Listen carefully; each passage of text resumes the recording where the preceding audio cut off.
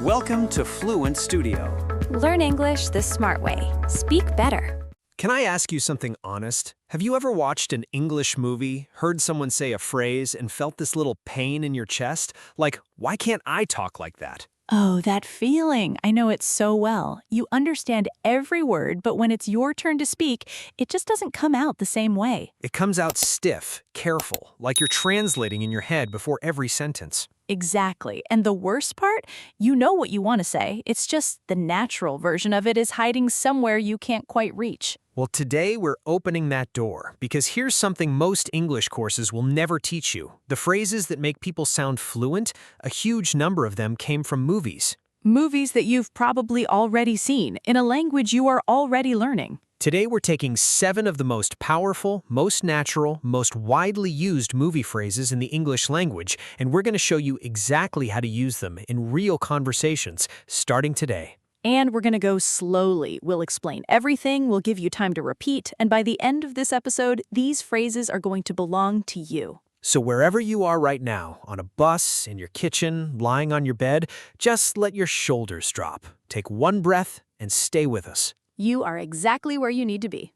Before we get into the phrases, I want to tell you something that happened to me, and I'm a little embarrassed about it, honestly. Now I'm curious. So, a while back, I had a really important job interview, a job I really wanted, and the interviewer looked at me across the table and asked me something I was completely unprepared for. My mind just stopped. Total blank, silence, and I could feel my face going red. Oh no, that stomach drop feeling. The worst. And in that frozen moment, out of nowhere, a phrase floated up from somewhere in my memory.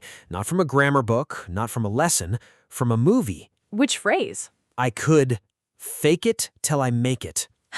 That's genuinely brilliant. I know it sounds like a joke, but in that moment, those 5 words changed everything. I took a slow breath, I smiled, I answered the question, and I got the job. A movie phrase got you a job. A movie phrase got me a job, and that is exactly the point of today.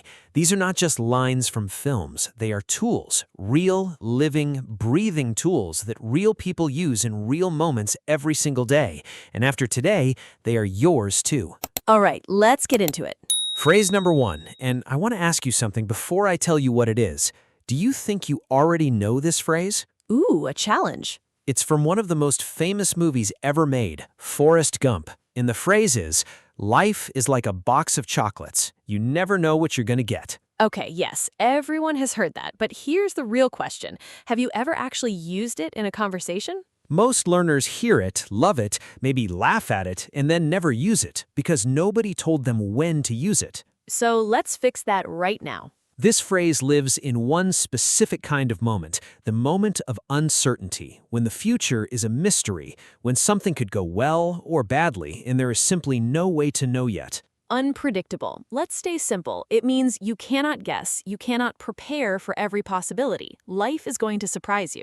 So picture this. Your friend is about to start a new job. They're terrified. They keep saying, what if the people are horrible? What if the work is too hard? What if I fail? And they look at you waiting for some big, wise answer. And instead of a long speech, you put a hand on their shoulder and say, Life is like a box of chocolates. You never know what you're going to get. Just open the box. That's it. That's all they need. No lecture, no pressure, just warmth, honesty, and a little gentle push forward. Okay, listeners, your turn. Repeat after us, slowly, clearly, like you mean it. Life is like a box of chocolates. One more time. Life is like a box of chocolates. Now the second part. You never know what you're gonna get. Again, you never know what you're gonna get. Good. Now, did you hear the word gonna, not going to? Gonna. This is one of the small things that makes a huge difference. In written English, in formal emails, in essays, yes, write going to. But the moment you open your mouth and speak to another human being in a casual setting, people say gonna, always. It's not a mistake, it's not lazy, it's the sound of real, natural, living English. And that's exactly what we want today. Phrase number 2, and I want to tell you, this one is used so often in everyday English that once you start noticing it, you'll hear it everywhere. Where does it come from? The Lion King, and the phrase starts in Swahili, but the English version is 2 of the most useful words you will ever learn. No worries.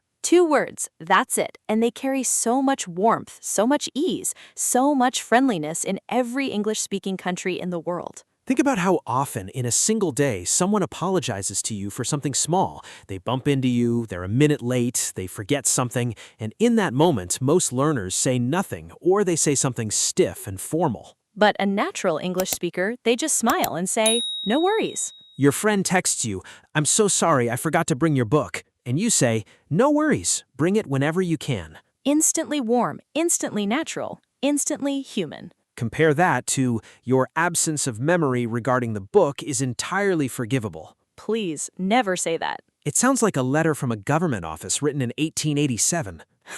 Real people say no worries. Let's say it now. No worries. Again, no worries, with a little more warmth, no worries at all. And here is a small, delightful bonus. If you want to add a little extra friendliness, a little extra ease, add just one word at the end. No worries, mate. Suddenly you sound warm, relaxed, and just a little bit Australian. People love it. Okay, we need to pause here for just a moment because we know there's something sitting in the back of some of your minds right now. Yes, that quiet little voice that says, this sounds great, but what if I say it wrong? What if it comes out weird? What if people look at me strangely? We know that voice. Most learners have it, and it is the single biggest thing that slows people down. So here is something we really need you to hear today. Native speakers, people who have spoken English their whole lives, say the wrong thing constantly. They use the wrong word, they mix up phrases, they stumble, and then they just keep going. Because they know that communication is not about perfection. It's about connection. It's about the moment between two people where something is understood. And here is the beautiful secret about movie phrases specifically. When you use one and the person recognizes it, something small and wonderful happens. They smile. They feel a little closer to you. You didn't just speak English, you created a moment. And you can't create that moment by staying silent. So be a little brave. Just a little. We're right here with you. Let's keep going. Phrase number 3.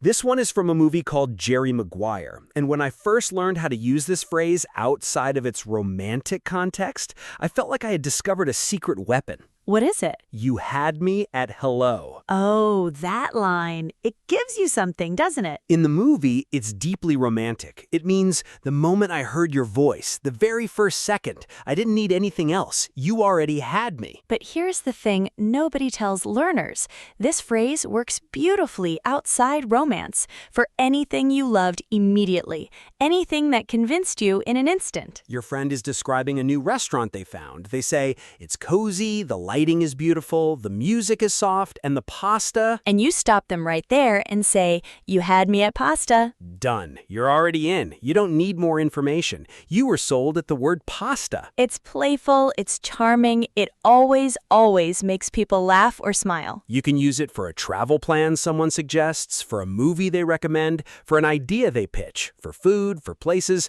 for anything that catches your heart immediately. Repeat with us now. You had me at hello. Say it again. You had me at hello. Now change the last word to something you love.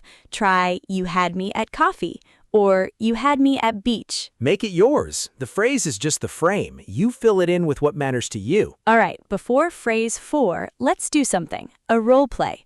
Listeners, this is important. Pay close attention not just to the phrases, but to how they feel inside a real conversation. Notice the rhythm. Notice the warmth. Ready. I'll be person B. Hey, you look tense. Are you okay? Yeah, I have this huge presentation at work tomorrow. I've barely slept all week. Okay, breathe. No worries. You've put in the work. You know this material. I know, but I just don't know how it'll go. Anything can happen, right? That's true. You never know what you're going to get, but you're ready for it. I hope so. Don't hope. No, you've got this. Did you feel the difference in that last line? Don't hope. No. You've got this. That's phrase 4, and it slipped right in at the perfect moment. You've got this. This phrase doesn't come from one specific movie. It lives in almost every great story ever put on film, in every sports movie, every comeback story, every moment where one person looks at another and says, I believe in you more than you believe in yourself right now. 3 words, but they carry the weight of a whole speech. Before an exam, you've got this. Before a scary conversation, you've got this. Before stepping into a room full of strangers, you've got this. Standing in front of your mirror at 7 in the morning, I've got this. That last one is important. Talking to yourself in English, saying encouraging things to yourself in English is one of the most powerful and most underused practice habits there is. Your brain doesn't always know the difference between practice and reality. When you say it to yourself with feeling, I've got this, something in you starts to believe it. Repeat with us now. You've got this. Again, you've got this. Now to yourself, I've got this. Say it like you mean every single word, because you should, because you do. Here is something I want to address, a very common habit that many English learners have, and it's not wrong, but it's worth thinking about. The good luck habit. Yes, almost every learner in every situation where a friend is nervous or scared says good luck, and it's perfectly correct English. But listen to the emotional difference. Good luck. It's like standing at the edge of a dock and watching someone jump into the water. You're wishing them well, but you're not jumping with them. You've got this. That's different. That's standing next to them. That's believing in them before they believe in themselves. So next time, don't just say good luck. Add 3 more words. Good luck, you've got this. Watch the difference in their eyes when you say it. Phrase number 5, and here's something interesting. This is one of the most quoted phrases in modern pop culture. People say it constantly. Teenagers, adults, people at work, people online, and a lot of them don't even know which movie it came from. Which one? Why so serious? The Joker, The Dark Knight, one of the most iconic moments in modern cinema. And now, years later, it's become something people say when the atmosphere is getting too heavy for no reason, when someone is treating a small, ordinary decision like a life or death situation. It's a gentle, playful nudge. It's saying, hey, breathe. This doesn't have to be this complicated. Your colleague has been agonizing over the font size in a presentation for 40 minutes. You walk past their desk, glance over, and quietly say, "Why so serious? The font looks fine." Instantly, the tension breaks. They laugh. The energy in the room shifts. But here's something crucial that we want every listener to remember, and this applies to almost every phrase we teach. Context matters. This phrase is for casual, comfortable situations with people you know well. It is absolutely not for serious or formal moments, not for your boss in a board meeting, not for a stranger going through something difficult. In English, knowing when to use a phrase is just as important as knowing the phrase itself, possibly more important. That is actually the line between an intermediate learner and an advanced speaker. Not grammar, not vocabulary, knowing when. One more role play, short and sharp. Just listen to how naturally these phrases land when they're in the right place. Go ahead. I've been staring at this menu for an hour. I cannot choose. Pizza or salad? Salad or pizza? What if I pick wrong? Hey, why so serious? It's lunch, just pick one. But what if I regret it? Life is like a box of chocolates. Just open it and see. Okay, pizza. Yes, you've got this. Ha! It's just pizza, not a life decision. No worries. Either way, you're going to be just fine. Did you feel how natural that was? None of it felt rehearsed. None of it felt like someone reading from a script. That's the goal. Not perfect English, natural English. English that flows the way water flows, without force, without effort. And the more you hear these phrases in real conversations, the more your brain starts to store them not as things you learned, but as things you simply know. That's when the language starts to feel like yours. Phrase number 6, from one of the greatest, most beloved film franchises in history. Star Wars. May the Force be with you. Now, this phrase works differently from the others. In daily life, people don't usually say it with complete seriousness. It lives in that warm, slightly playful space between genuine encouragement and a shared smile. The night before your friend's most difficult exam, you send them a message, just a few words. May the Force be with you. Maybe a little lightsaber emoji. And before they even read the next message, they're already smiling. Because they got the reference. Because for 1 second, the two of you were in the same moment, sharing the same little piece of culture. And in that second, they felt a little less alone. That is what shared language does. That is what these phrases do. They create moments, and moments are what relationships are built from. In English, in any language. Phrase number 7. Our last one today. And I want to tell you, I saved this one for the end on purpose because it's not just a phrase, it's a feeling. What is it? To infinity and beyond from Toy Story. Buzz Lightyear, one of the most beloved animated characters ever created. In the movie, it means there are no ceilings, no walls, no limits. You go as far as your imagination can take you, and then you go further. And in real life, people use it to mark beginnings, to celebrate, to push each other towards something bigger. Your whole team has just finished a project that took months. Everyone is exhausted and proud and ready to rest, and your manager raises a coffee cup and says, "We did it, and this is only the beginning, to infinity and beyond." And something in the room changes. People sit up a little straighter. They remember why they started. They feel the next chapter beginning. That is the power of the right phrase at the right moment. Let's say it together, and this one deserves some real energy.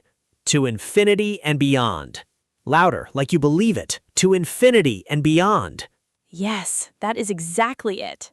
Okay, before we close today, we have two small, simple, very real tasks for you. Not homework, not pressure, just two gentle actions.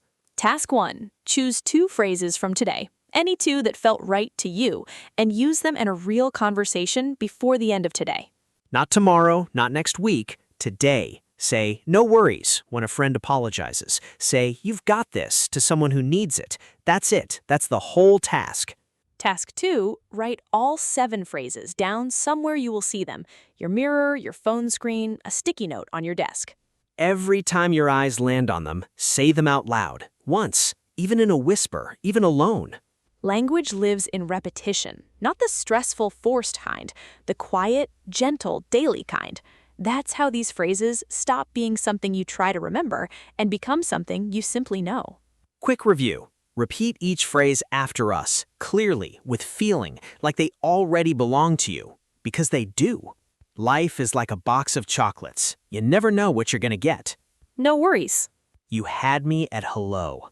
You've got this. Why so serious? May the force be with you. To infinity and beyond. 7 phrases, 7 real tools, all from movies you already know, all waiting to be used in a life you are already living. And now they are yours. Completely, fully, permanently yours. One last thing before we go, and this is the most important thing we'll say today. Learning a new language is an act of courage. It means accepting that you will sound imperfect. It means being misunderstood sometimes. It means trying again anyway. And you do it. Every single day you show up and you try. That is not a small thing. That is remarkable. Today you stayed, you listened, you repeated, you practiced, and all of that matters even when it doesn't feel like it. You don't have to be fluent tomorrow. You don't have to be perfect next month. You just have to take one step, one small, brave, real step today. Use one phrase in one conversation with one person. And notice what happens. Notice the moment when the words come out naturally and land exactly where they were meant to land. We genuinely believe you're going to surprise yourself. Thank you for being here with us today. It means more than you know. Take care of yourself. Keep going. And no matter what today brings, You've got this.